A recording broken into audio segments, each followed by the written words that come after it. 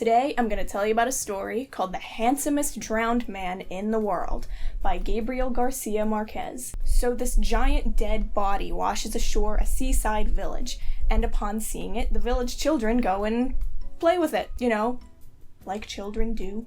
So finally, the adults are like, oh my god, our children are playing with a dead body. So they go over to pick him up and carry him back to their own village. Apparently this man is fucking huge, though I'm not really sure if the guy is giant and everybody else is normal sized, or the man is a normal person and everybody on the island are just like little gremlin people. Never addressed. So they do a head count when they get back to see if anyone's missing. You dead? You dead? Oh, okay, you're good. So after determining that this guy is not one of theirs, the responsible men go off to the neighboring villages to see if he belongs to any of them. Anyone missing a dead giant? So the women stay behind with the body to clean it off, and they soon realize that, holy mother of God, this guy's hot. So yes, this is quite literally the handsomest drowned man in the world.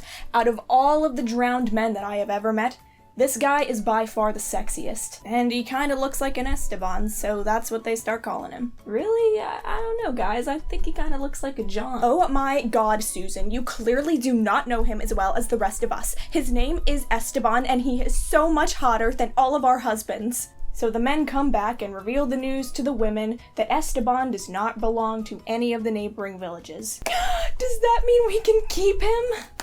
Now, the men don't understand what all the fuss is about. I mean, he's all soggy and covered in mud and seaweed and... oh my god, look at that bone structure.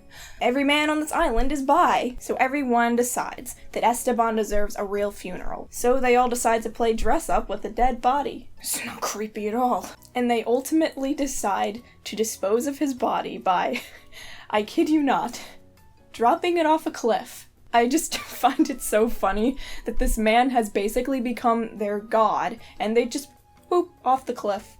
If Mr. Sexy Pants wasn't dead before, he's certainly dead now.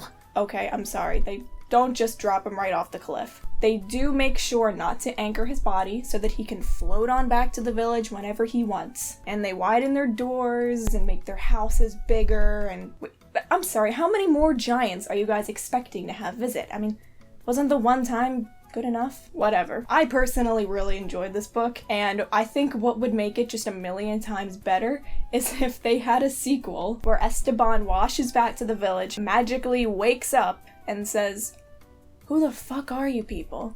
That would be some funny shit.